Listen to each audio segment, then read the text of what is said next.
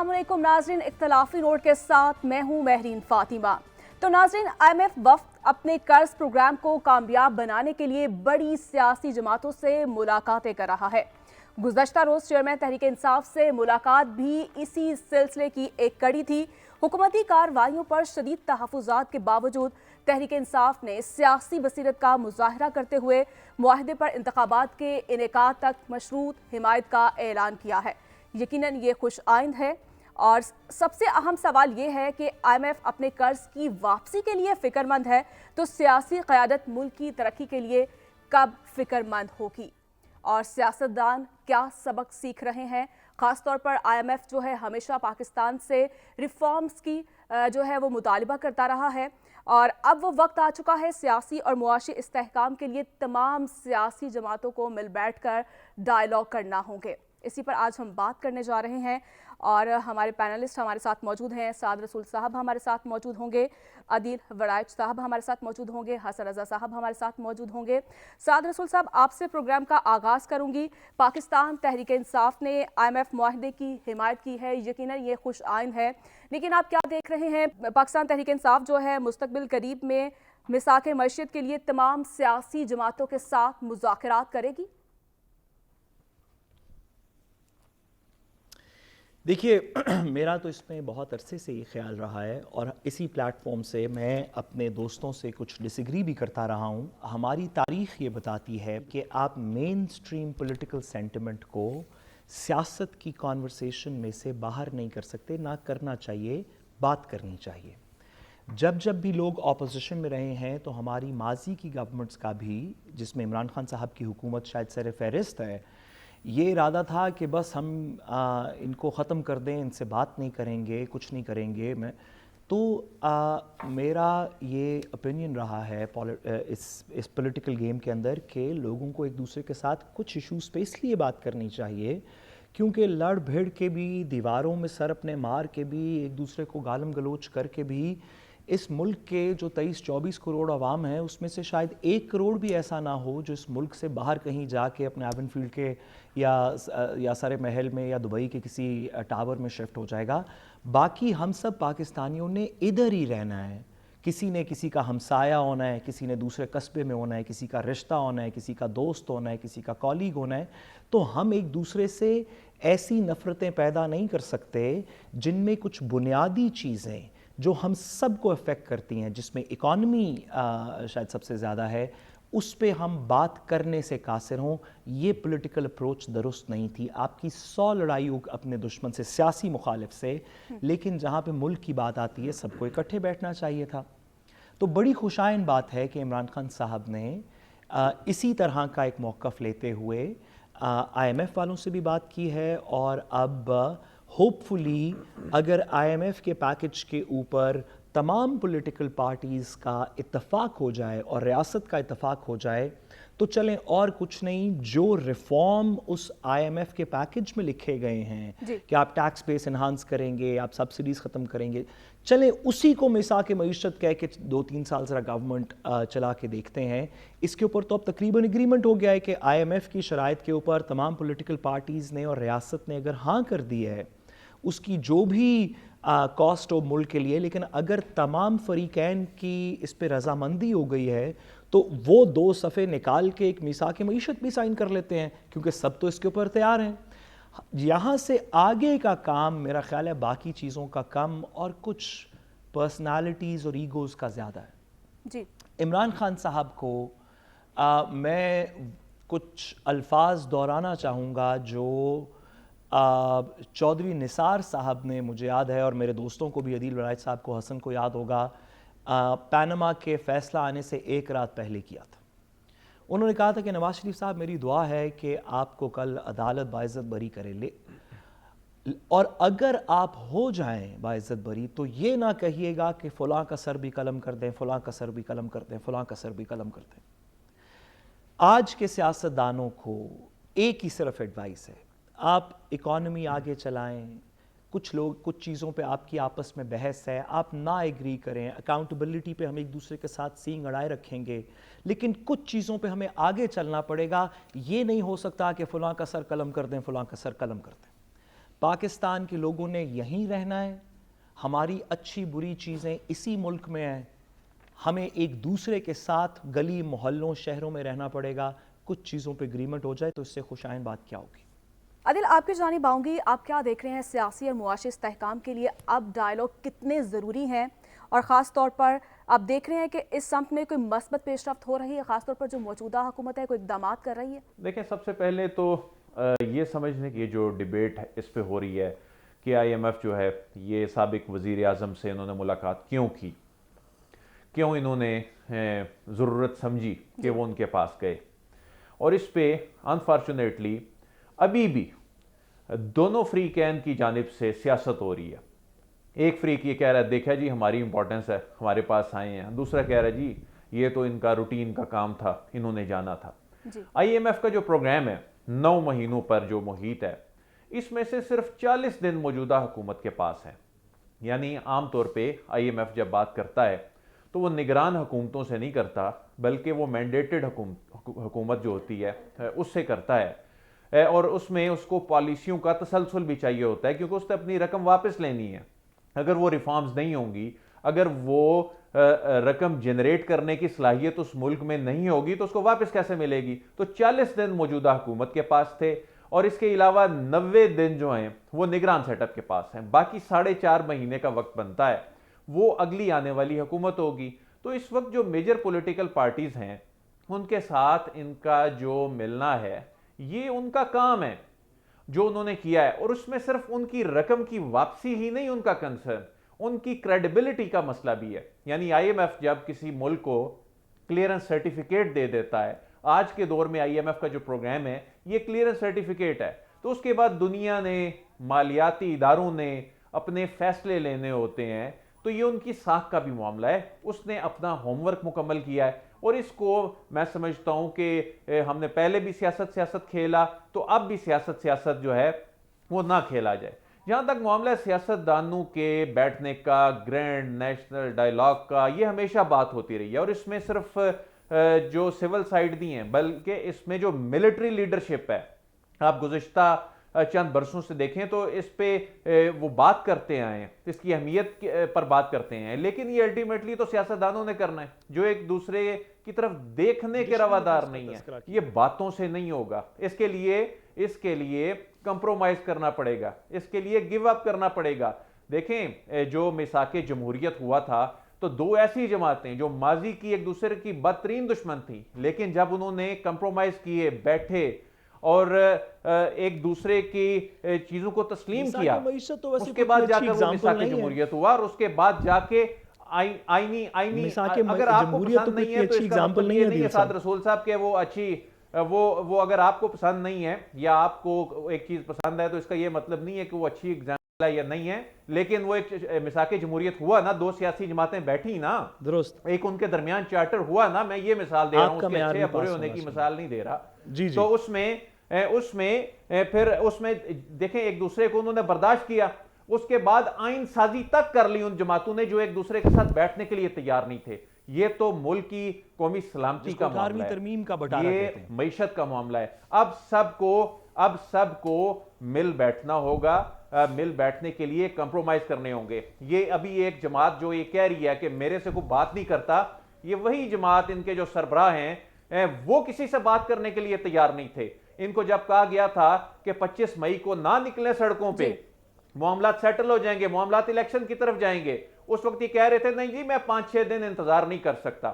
اس کے بعد جب یہ مذاکرات ہو رہے تھے پارلیمان میں اب سے چند ہفتے پہلے تک, تو ان کے اپنے مذاکرات کرنے والی ٹیم جو تھی 3 رکنی, اس کے لوگ سر پکڑ کے بیٹھ گئے تھے کہ 1 مہینے کے لیے انتظار کرنے کے لیے جو ہیں ان کے سربراہ تیار نہیں تھے. تو اس کے بعد پھر جو نتیجہ نکلا جو انہوں نے بھگتا, تو اس کے بعد اب وہ کہہ رہے ہیں کہ میں سب سے بات کرنے کے لیے تیار ہوں. اس کے لیے اپنی اناؤں سے باہر نکلنا ہوگا, ملک کے لینس سے دیکھنا ہوگا, ووٹر کے اور اپنی مقبولیت کے لینس سے نہیں دیکھنا ہوگا.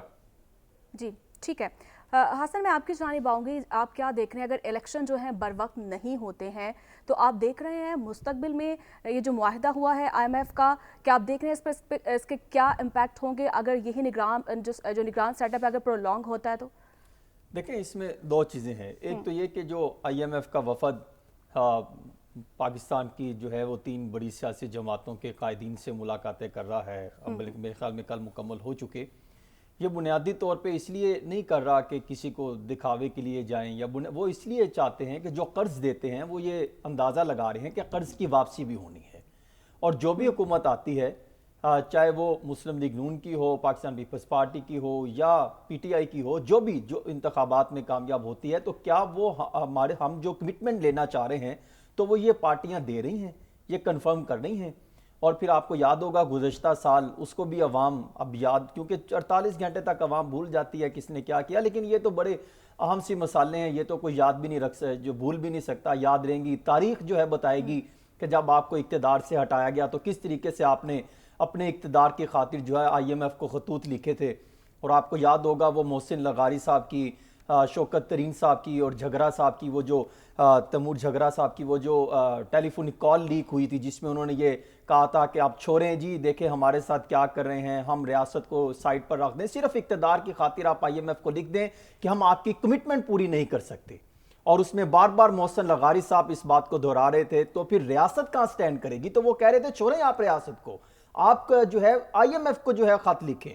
اس وقت سے لے کے آج تک کہاں پہ اتار چڑھاؤ آئے، کہاں پر پاکستان تحریک انصاف کی سیاست کری رہی، کہاں پر آئی ایم ایف کی مشکلات کا سامنا کرنا پڑا پاکستان کو، اس غریبوں کو، یہ جو غریبوں کا ملک ہے، غریب کس طریقے نہج پر پہنچ گئے. اور اس وقت اگر یہ لیٹر لکھتے، اگر اتنا ہی ان کے درد تھا غریبوں کا کہ جو مسئلہ جو بھی ایشو ہے ہم اقتدار میں نہیں رہے، لیکن آپ آئی ایم ایف کے معاملات کو آگے لے کے چلیں موجودہ حکومت کے ساتھ، اور پھر اس طریقے سے معاملات کو لے کے چلتے. وہ الگ بات ہے کہ مفتاح اسماعیل صاحب اس ٹائم وفاقی وزیر خزانہ تھے، انہوں نے بھی کوشش کی، پھر آپ اسحاق ڈار صاحب آئے، معاملہ غلطیاں ہوئیں، پھر آپ وہ تسلیم بھی کر رہے ہیں انڈائریکٹلی کہ کہاں کہاں غلطیاں ہوئیں، لیکن بنیادی طور پہ کردار تو انہی کا تھا، پاکستان تحریک انصاف کا، جہاں سے خط لکھا گیا تھا. اور اب کل جب آئی ایم ایف کا وفد ان سے ملاقات کر رہا تھا تو آپ اندازہ کریں ان میں سے 2 شخصیات تو میں نے بھی دیکھی وہاں پر موجود تھیں.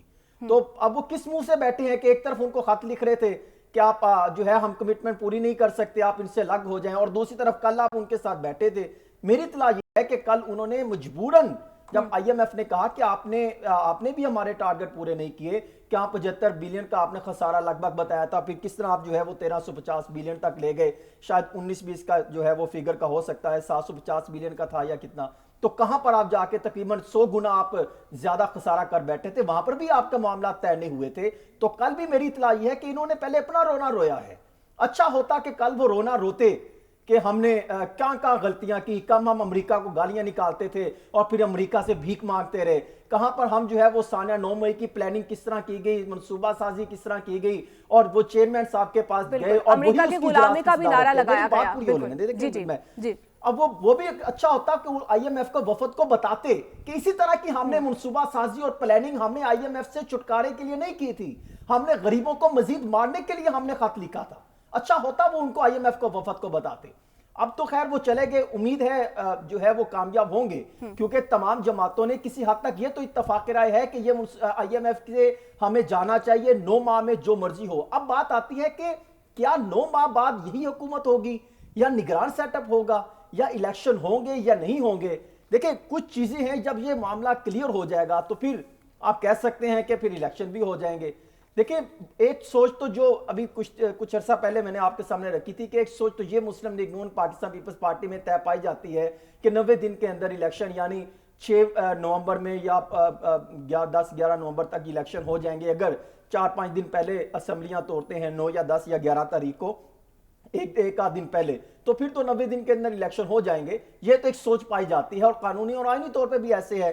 لیکن چند چیزیں ہیں، کیا یہ طے ہو گئی تو پھر الیکشن ہوں گے؟ میں یہ سمجھتا ہوں جب تک یہ معاملہ حل نہیں ہوگا اس وقت تک الیکشن کا دور دور تک آپ سوچ بھی نہیں سکتے.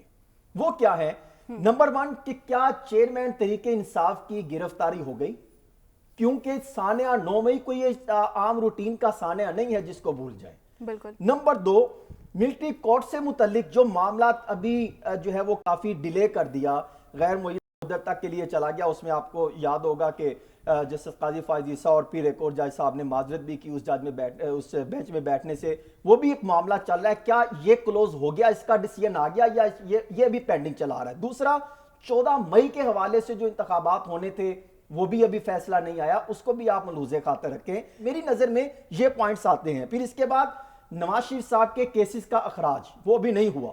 آپ دیکھیں جو 62(1)(f) کے حوالے سے باتیں چل رہی ہیں کہ نااہلی ختم ہوگی, یہ اس پر بھی وکلا کی ہمارے ساتھ سعد رسول صاحب موجود ہیں, ہمیشہ یہ بات اٹھاتے رہے کہ اس میں بھی کچھ جو ہے وہ مختلف وکلا کی مختلف رائے ہے کہ شاید یہ ابھی آئین میں ترمیم ہونی چاہیے, پھر یہ عدالت بھی جا سکتا ہے. عدالت نے ان کو نااہل کیا کہ عدالت نے ان کو اہل کر دیا. اس میں خود جو جہانگیر ترین اور نواز شریف ہیں خود پریشان ہے کہ معاملہ کدھر کلیئر ہوتا ہے.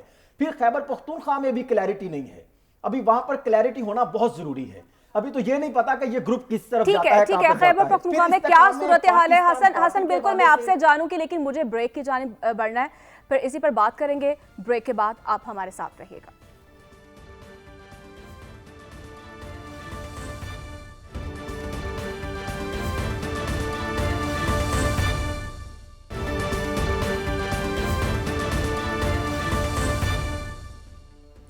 ویلکم بیک ناظرین. اور حسن صاحب آپ کی جانب آؤں گی. بریک سے پہلے آپ بات کر رہے تھے اور کیا دیکھ رہے ہیں, آپ کے کون کون سے ایشوز ہیں جو حل طلب ہیں اور الیکشن جو ہے اس کے بعد ہی ہوں گے؟ دیکھیں میری نظر میں جس طرح میں بتا رہا تھا کہ بے شمار چیزیں ہیں, جس طرح چیئرمین تحریک انصاف کی گرفتاری بھی ہونا ابھی باقی ہے, وہ کب ہوتی ہے. پھر اس میں ملٹری کورٹ کے ٹرائل کے حوالے سے عدالت میں معاملہ چل رہا ہے, وہ بھی اس کا بھی فیصلہ بھی آنا باقی ہے. پھر 14 مئی کے انتخابات کے حوالے سے جو ہے وہ فیصلہ آنا باقی ہے. پھر 17 ستمبر کے بعد جو اہم تعیناتی ہونی ہے, اس کے بعد ہی کچھ معاملہ کلیئرٹی کی طرف آئیں گے. پھر نواز شریف کے کیسز کے اخراج کے حوالے سے اگر آپ دیکھیں تو اس پر بھی کئی چیزیں ہیں, جس طرح سعد رسول صاحب بھی اس کے حوالے سے مزید جو ہے وہ اس کے حوالے سے جو قانونی نقطہ ہے وہ کلیئر کر سکتے ہیں کہ وہ کیا اہل اور نااہلی والا معاملہ, کیا یہ دوبارہ عدالت میں جانا پڑے گا یا صرف جو ترمیم کر دی اس کے بعد نااہلی ختم ہو جائے گی, کیا آئینی ترمیم کی ضرورت ہوگی. اس پر بھی یہ وکلا مختلف رائے رکھتے ہیں. پھر خیبر پختونخوا میں بھی مکمل طور پہ کلیئرٹی نہیں ہے. پھر تحریک جو استحکام پاکستان پارٹی جو شروع کی گئی, اس میں بھی وہ دیکھیں وہ جس طریقے سے آئے تھے, وہاں پر جو لوگ آئے اور پھر چلے گئے, پھر اس کے حوالے سے جو بتایا جا رہا تھا, بہت ساری جو باتیں چل رہی تھی, اس میں بھی ابھی وہ معاملہ کلیئرٹی کی طرف نہیں آیا. پھر جو کراچی میں آپ نے دیکھا کہ ابھی کچھ دن قبل وہاں پہ کچھ بینرز لگے تھے, تو وہاں پر بھی پاکستان پیپلز پارٹی کو اس جماعت کی طرف سے اب کافی جو ہے وہ مشکلات کا سامنا ہے.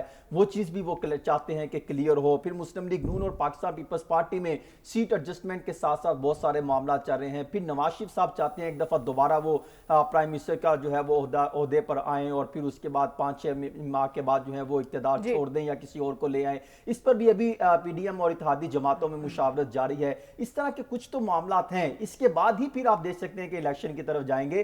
یعنی ان بنیاد کو اگر دیکھا جائے تو ان معاملات کے بعد ہی الیکشن ہو سکیں گے. وہ اب پہلے ہو جائیں, وہ 1 سال بعد ہوں یا اگلے سال ہوں یا 2 سال بعد ہوں, میرے نظر میں تو یہ چیزیں پہلے ضروری ہیں. اور پی ڈی ایم جماعتیں پہلے ان معاملات سے جو ہے وہ کلیئرٹی جو ہے کلیئر ہونا چاہتی ہیں. پھر معاشی لحاظ سے اگر آپ دیکھیں کہ جو آئی ایم ایف نے معاملات سامنے رکھے, 9 ماہ کا جو ابھی وہ ہمیں جو معاہدہ کرنے جا رہے ہیں, تو اس میں بھی ہمیں بہت سارے اقدامات کرنے ہوں گے. کل ہی آپ نے دیکھا ایک مثبت پہلو ہوا, اس کے بعد مزید کچھ بڑے پیش رفت آئندہ آنے والے دنوں میں ہیں, وہ بھی معاملات ہونے کی طرف مثبت پیش رفت ہوئی ہے. ٹھیک ہے سعد صاحب, آپ کی جانب آؤں گی. کیا دیکھ رہے ہیں آپ کے مالی اور سیاسی خود مختاری کی مضبوطی کے لیے پارلیمنٹ جو ہے وہ کیا کردار ادا کر رہی ہے؟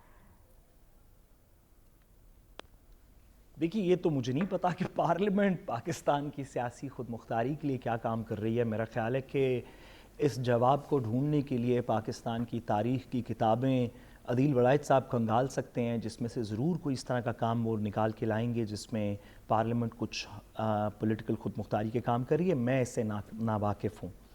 لیکن میں جو حسن صاحب نے جو بات کی, میں اس پہ آپ کی اجازت سے ایک لمحہ لوں گا. انہوں نے میری کاؤنٹ کے لحاظ سے کوئی 12 چیزیں بتائیں. عمران خان صاحب کا اریسٹ, نواز شریف صاحب کا واپس آنا, ان کی ڈسکوالیفیکیشن ختم ہونا, سی جے پی کا چینج ہونا چیف جسٹس پاکستان کا, کے پی کے معاملات ختم ہونا, آئی پی پی کے کو معاملات ختم ہونا, کراچی کو کسی طریقے سیٹل کرنا, سیٹ ایڈجسٹمنٹ ہونا, آئی ایم ایف سے بات ہونا, جس کے بعد یہ الیکشنز ہوں گے.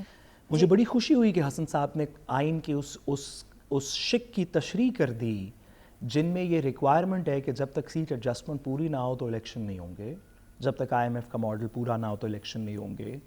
اس شک کی بھی انہوں نے بڑی اچھی تشریح کی آئین کی کہ جب تک نواز شریف صاحب وزیر اعظم نہیں بن سکتے تب تک الیکشن نہیں ہوں گے، جب تک عمران خان صاحب ڈسکوالیفائی نہیں ہو جاتے الیکشن نہیں ہوں گے. اور وہ جو پرووائزو ہے آئین کے اندر موجود، جو اس کے نیچے لکھا ہوا ہے کہ جب تک یہ دیگر معاملات ٹرائلز پورے نہیں ہوں گے، جب تک پارٹی کے لوگ پوری طرح آپس میں سیٹ ایڈجسٹمنٹ نہیں کر لیتے، پنجاب کسی کو تب تک الیکشن نہیں ہوں گے. میں نے آئین کا حوالہ ہی نہیں دیا. آئین کی تو میں نے بات کی، آئین کے مطابق تو 90 دن میں الیکشن ہونا ضروری ہے، لیکن میں بتا رہا ہوں کہ جو اتحادی حکومت یہ چاہتی ہے کہ جب تک یہ معاملہ حل نہیں ہو. میں نے آپ کی بات سنی جی حسن صاحب، میں نے آپ کی بات سنی، سب لوگوں نے بھی سنی. گزارش یہ ہے کہ آپ سے پوچھا گیا تھا، اور ویسے بھی پاکستان میں سوال پوچھنا چاہیے کہ الیکشنز کب ہوں گے. الیکشنز کب ہوں گے ایک آپ کی، میری، نواز شریف صاحب کی، مریم صاحبہ کی، عمران خان صاحب کی، زرداری صاحب کی پرسنل چوائس کا سوال نہیں ہے. یہ ایک آئین کا سوال ہے کہ الیکشن کب ہوں گے. نہ آپ کی مرضی پہ ہو سکتے ہیں، نہ میری مرضی پہ ہو سکتے ہیں، نہ کسی اور کی مرضی پہ ہو سکتے ہیں. ہم یہاں پہ دو باتیں کر رہے ہیں. ایک آپ نے درست فرمایا کہ پی ڈی ایم کی لوگوں کی پلاننگ کیا ہوگی، لیکن ہم بات ایفیکٹولی یہ کرنا چاہتے ہیں کہ پاکستان کے ریاست کے سسٹم میں الیکشنز کب ہوں گے. ہاں، اگر آپ یہ کہہ دیں کہ 14 مئی کا فیصلہ بھی نہیں مانا جائے گا، سپریم کورٹ کی ڈائریکشنز بھی نہیں مانی جائیں گی، اس کا کوئی کانسیکوینس بھی نہیں ہوگا، قانون سازی جس بھی طرح کی آپ کریں گے اس کو اپ ہولڈ کر دیا جائے گا. سال کیا، جب تک آئین کی ترمیم نہیں ہوگی، بھئی اسمبلیاں تو 8-10 اگست کو ڈیزالو ہو جائیں گی. اچھا، جب ڈیزالو ہو جائیں گی تو اسمبلیوں میں آج بھی آپ کے پاس 2/3 میجورٹی نہیں ہے، تو پھر انٹرم گورنمنٹ سے آئین کی ترمیم کروا کے نواز شریف صاحب کو لے کے آئیں گے. کوئی ہمیں تھوڑی ریزنیبل بات کرنی چاہیے. الیکشنز ہونے کا آئین میں ایک وقت مقرر ہے، اس وقت کو انہانس کرنے کے، اس کو ایکسپینڈ کرنے کے، 3 سے 6 مہینے کرنے کے آئین کے اندر طریقے موجود ہیں. اگر اس کے آگے کوئی ایمرجنسی لگنی ہے تو عدالت عظمیٰ کے کچھ فیصلے ہیں جس کے ہم مرہون منت ہوں گے. یہ کہنا کہ یہ فیصلے آئین سے بالاتر ہو کے سیاست میں کہیں پہ ہو رہے ہیں تو ٹھیک ہے، ہو رہے ہوں گے، لیکن پھر اس کو جمہوریت اور الیکشن نہ کہیں، پھر اس کو کوئی اور نام دے دیتے ہیں. کیونکہ اگر آپ الیکشن کہہ رہے ہیں تو وہ جمہوریت میں ہوں گے. جمہوریت ایک آئین کے مطابق چلتی ہے اور اس آئین کے کوئی خد و خال ہیں. ورنہ کہہ دیں کہ جب ہمارا دل کرے گا ہم بادشاہ کو بادشاہ کہہ دیں گے اور ختم ہو جائے گی. نواز شریف صاحب کو بلا کے کہیں گے کہ جی آپ بادشاہ ہیں، جو بھی پہلے وہ 97 میں امیر المومنین یا جو بھی بننا چاہتے تھے، تو ختم ہوگی کہانی. پھر یہ الیکشن کا ڈھوسلا نہ دینا، سچ بات کریں لوگوں سے، لوگوں کو بتائیں کہ الیکشن ہوں گے تو یہ سسٹم ہے، نہیں ہوں گے تو پھر آپ جس مرضی کو کوالیفائی کر لیں، اس سے کیا فرق پڑے گا پھر. ٹھیک ہے، اب لوگوں کو سچ بتانا ہوگا. عادل صاحب، آپ کی جانب آؤں گی. صوبائی اسمبلی کے انتخابات جو ہیں وہ تو آئینی مدت میں نہیں ہو سکے ہیں. 90 روز میں سپریم کورٹ کی جانب سے بھی فیصلہ آیا، اس پر بھی عمل درآمد نہیں کیا گیا. پھر حکومت نے بھی جو ہے اپنے بہت سے تحفظات بتائے، جس میں فنڈز کی کمی بھی تھی اور سیکیورٹی کے بھی ایشوز تھے، اور بارہا آپ بھی کہتے رہے ہیں کہ انتخابات جو ہیں وقت پر نہیں ہوں گے. کیا دیکھ رہے ہیں آپ کہ جنرل الیکشن جو ہیں وہ بر وقت ہوں گے؟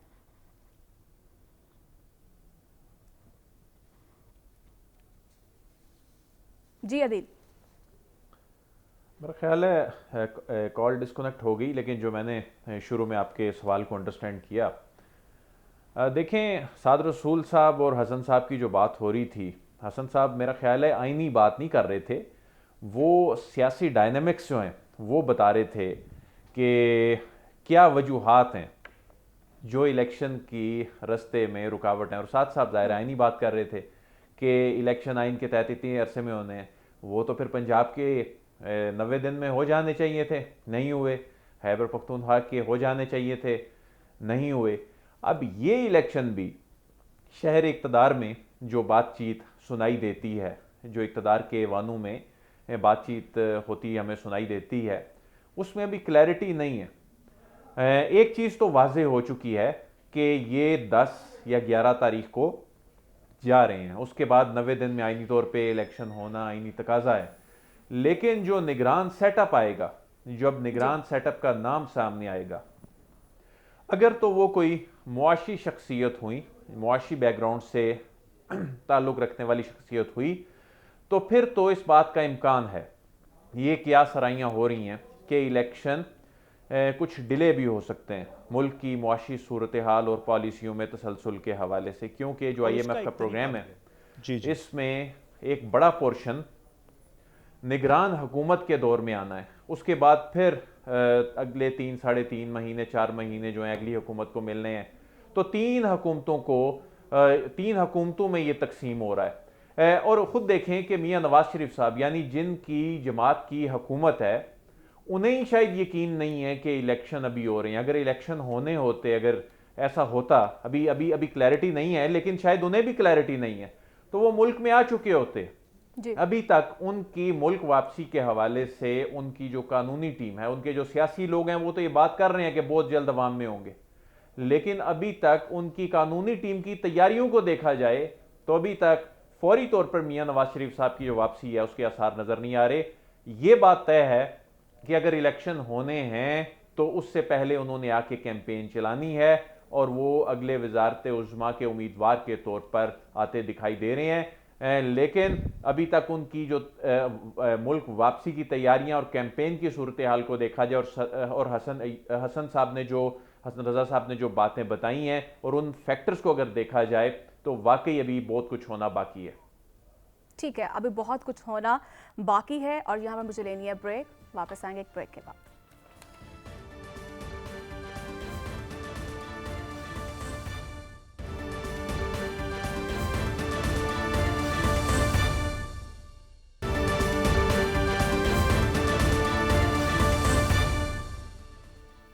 ویلکم بیک ناظرین، اور اب بات کریں گے غریبوں کی کفالت کے لیے شروع کیے گئے پروگرام بے نظیر انکم سپورٹ پروگرام کے 15 سال مکمل ہو گئے۔ 2008 سے یہ پروگرام جاری ہے، اور اس پروگرام کا بنیادی مقصد غربت کی چکی میں پسے عوام کو ریلیف فراہم کرنا ہے۔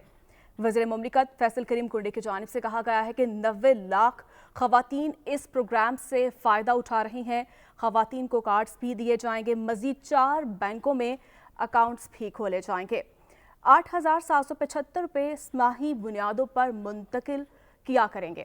7 اضلاع میں اس کے دفاتر بھی بنائے جائیں گے۔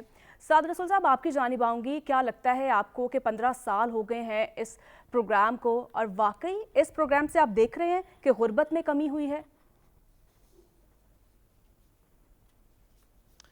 دیکھیے، پاکستان نے اپنے بہت کم وسائل میں سے بھی پیسے بچا کے بے نظیر سپورٹ فنڈ کے تھرو، انکم سپورٹ فنڈ کے تھرو، اور اس کے بعد احساس پروگرام کے تھرو، اور اس طرح کے دیگر جو پروونشل سوشل سیکیورٹی پروگرامز ہیں ان کے تھرو کچھ کوشش کی کہ اپنا پیٹ کاٹ کے کچھ پیسے اکٹھے کیے جائیں جو سوسائٹی میں ان لوگوں کو دیے جائیں جن کے پاس کچھ بھی نہیں، یا کھانے کے پیسے نہیں، یا رہنے کی جگہ نہیں۔ اس طرح کے تمام پروگرامز آپ کو مجھے پاکستان کی سوسائٹی انافیشلی ہائیسٹ پرسنٹیج میں دیتی ہے، پاکستان کی سوسائٹی ہائیسٹ پرسنٹیج چیریٹی کے اندر دیتی ہے، خیرات میں دیتی ہے۔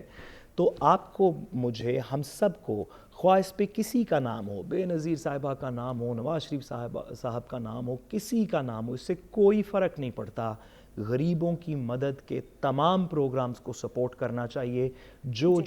جس کی، ہم ایک ایسے ملک میں رہتے ہیں جہاں پہ 86 بچے، پچھلے سال 186 بچے پانی سے نامیسر ہونے کی وجہ سے تھر میں مر گئے۔ جس کی جیب میں جو ایکسٹرا ہے اس کو کسی کا نام دے دیں، آپ کہیں دلوں کے وزیر اعظم انکم سپورٹ پروگرام، سب کو اس کے اندر پیسے دینے چاہیے تاکہ کسی طریقے غریبوں تک پہنچے۔ ٹھیک ہے، عادل صاحب، آپ کی جانب آؤں گی، کیا دیکھ رہے ہیں آپ کے ماہانہ 3,000 روپے جو ہیں، آپ کو لگتا ہے کافی ہے گھر چلانے کے لیے، ایک فیملی کے لیے؟ دیکھیں، جس بیچارے کے پاس کھانے کے لیے روٹی نہیں ہے اس کو تو 3 مہینے بعد اگر 9,000 روپے ملیں گے اس کے لیے تو بہت بڑی بات ہے۔ لیکن آپ کا جو ٹاپک ہے، جو سوال ہے کہ کیا اس سے غربت ختم ہو سکتی ہے، دیکھیں یہ تو اسی طرح ہی ہے، یہ ہیلی کاپٹر منی، یعنی آپ ہیلی کاپٹر سے رقم پھینکیں اور ہر گھر میں وہ 3,000 روپیہ مہینہ گرے تو کیا اس سے غربت ختم ہوگی؟ اس کو ڈبل بھی کر دیں تو نہیں ہوگی، 3 گنا بھی کر دیں تو نہیں ہوگی۔ اس کے لیے جس طرح یہ ایک ٹارگیٹڈ ایک سبسڈی ہے، ایک پروگرام ہے، اسی طرح ہمیں ان لوگوں کی کیپیسٹی بلڈنگ پہ بھی رقم لگانی چاہیے۔ اس پروگرام کو کرٹیسائز نہیں کر رہے، اس سے ظاہر ہے غریبوں کا بھلا ہو رہا ہے، لیکن اگر ان کی تعلیم، ان کی کیپیسٹی بلڈنگ، ان کو ٹیکنیکل ایجوکیشن کے حوالے سے یا ان کو چھوٹے کاروبار چلانے کے حوالے سے اگر قرضہ دینے پہ یہ رقم لگائی جائے، کیونکہ یہ 3 مہینے میں تقریباً 81 ارب روپے سے زائد رقم جو ہے حکومت کو یہ لگانی پڑتی ہے، 90 لاکھ خاندان ہیں، تو ان کو اگر ان خاندانوں کو اس طرح سے انگیج کیا جائے تو پھر تو غربت ختم ہو سکتی ہے۔ ادروائز اس انداز میں رقم دینے سے آپ ان کا عارضی اور کچھ بہت مختصر سا یعنی ایک ریلیف تو ان کو دے رہے ہیں اتنا مختصر امپیکٹ کے ساتھ، لیکن اگر ان پر واقعی احسان کرنا ہے کسی حکومت نے، نظام نے، تو اس کے لیے ان کو ایک بڑے پلان کے ساتھ ان کو کاروبار شروع کرانے ہوں گے، ان کی کیپیسٹی بلڈنگ کرنی ہوگی، ان کو ٹیکنیکل ایجوکیشن دینی ہوگی۔ ادروائز اس کی 4 گنا بھی رقم آپ بڑھا دیں گے تو غربت ختم نہیں ہو سکتی۔ جی ٹھیک ہے حسن، آپ کی جانب آؤں گی۔ جس طرح سے عادل صاحب نے کہا کہ یقیناً اب جو ہے اب کچھ ایسا کام کرنا ہوگا، ایسے منصوبے لگانے ہوں گے جس سے عوام کو فائدہ ہو، ہنرمندی میں اضافہ ہو، تو اب کیا دیکھ رہے ہیں کہ حکومت جو غریب گھرانوں کو ہنرمند بنانے کے لیے کچھ اقدامات کر رہی ہے؟ دیکھیں، اگر اس پروگرام کی بات کی جائے تو پروگرام تو بہت اچھا ہے، لیکن کیا اچھا ہوتا کہ وہ بھیک کے بجائے روزگار جو ہے وہ لوگوں کی طرف لاتے، روزگار کی طرف لے کر آئیں، چھوٹے چھوٹے قرضے دے، جس قوت کا ہمارے پاس ایک مثالی پروجیکٹ ہے اس کی طرز پر کام شروع کریں۔ یہ پیسہ اگر ان کے ساتھ لے کر چلیں تو یہی خاندان ہے، اگر ان کو شارٹ ٹرم پہ قرضے دیے جائیں اور وہ خود اپنا روزگار شروع کریں، ان کے وہ سلائی مشینوں کے معاملات اور بے شمار پروجیکٹ ہیں، ان پر کام شروع کیا جائے تو وہ اپنے پاؤں پر کھڑے ہو سکتے ہیں۔ اس پروجیکٹ کے نام پر بہت اچھا پروجیکٹ ہے، میں یہ نہیں کہہ رہا کہ غلط ہے، کسی حد تک غریبوں کو ریلیف مل رہا ہے، لیکن اس پروجیکٹ کے نام پر آڈیٹر جو جنرل آف پاکستان نے پبلک اکاؤنٹ کمیٹی میں 2019-20 کی رپورٹ پڑھ لیں، 57 ارب روپے کی مبینہ طور پہ مالی بے ضابطگیاں ہوئی ہیں، اس میں 19 ارب 32 کروڑ روپے سرکاری افسران اور ملازمین میں تقسیم کر دیے گئے اور غلط انٹریاں بھی کرنے کے حوالے سے شکایات آ رہی ہیں۔ تو یہ پروجیکٹ جو آپ نے بھیک کے نام پر، اس میں بھی آپ نے کسی کو نہیں چھوڑا، غریبوں کو آپ نے سڑک پر لا کے کھڑا کر دیا، یہ اس سے تو اچھا ہے نا سبسڈی کے نام پر جس میں آپ نے آٹا تقسیم کیا، 20 ارب روپے کی کرپشن کے الزامات لگے، جس پر بھی آپ جاتے ہیں وہاں پر کرپشن کے الزامات لگتے ہیں، لیکن کیا اچھا ہو اس میں شفافیت کا نظام بہتر کیا جائے اور لوگوں کو پاؤں پر کھڑے کرنے کی طرف لے کر آئیں، ان کو چھوٹے چھوٹے روزگار کی طرف لے کر آئیں تاکہ لوگوں کی فیملیاں بہتر ہوں۔ اگر آپ دیکھیں اتنی بے روزگاری پاکستان میں ہو چکی ہے کہ بے شمار لاکھوں افراد ایسے ہیں جن کو بے شمار کو میں جانتا ہوں، لیکن رپورٹ آ رہی ہے کہ لاکھوں افراد ایسے ہیں جنہوں نے اس عید پر قربانی نہیں کی اور ان کے گھروں میں کسی نے گوشت تک نہیں دیا۔ یعنی شرم کا مقام ہے اور ہم جو ہے وہ کسی جگہ پر سٹینڈ نہیں کرتے۔ شرم آتی ہے کہ اس شہر میں ہم ہیں کہ جہاں بھیک نہ ملے تو لاکھوں لوگوں کا گزارا بھی نہیں ہوتا۔ کر سکتا ہوں آپ کی اجازت سے؟ جی سعد صاحب۔ میں حسن صاحب کی بات سے ایگری کرتا ہوں اور ہمیں پچھلی حکومت کو کڑی سے کڑی سزا دینی چاہیے اس طرح کی شرم آنے کی وجہ سے۔ دیکھیں تمام سیاسی جماعتوں کو، دیکھیں میں تو ایک جماعت کی بات نہیں کر رہا، میں ملک کے ریاست کے تمام سیاستدانوں کو، تمام سیاسی جماعتوں کو، تمام صاحب اقتدار کو، تمام اشرافیہ کو یہ میسج ان سے ریکویسٹ کر رہا ہوں، درخواست کر رہا ہوں کہ غریبوں کا سوچیں۔ یہ پروجیکٹ لے کر آنا اچھا پروجیکٹ ہے، اس کو ہم نظر انداز نہیں کر سکتے، لیکن اچھا ہو۔ دیکھیں آپ کے پاس ایک مثالی پروجیکٹ ہے نا قوت کی طرح، آپ اس کے تحت لے کر آئیں۔ بالکل، ہمارے پاس جو ہے وقت بہت کم ہے اور یقیناً اب حکومت کو ایسے اقدامات کرنے چاہیے تاکہ بے روزگاری میں جو اضافہ ہو رہا ہے اس میں ایک کمی کی جانی چاہیے۔ ایسے منصوبوں کی ہمیں جو ہے وہ اب ضرورت ہے ہمارے ملک کو۔ اب سیاستدانوں کو جو ہے ذاتی مفاد سے نکل کر ملکی مفاد اور عوامی بالادستی کے لیے کام کرنا ہوگا۔ اس کے ساتھ ہی مجھے اجازت دیجیے، اعلانی کے بعد۔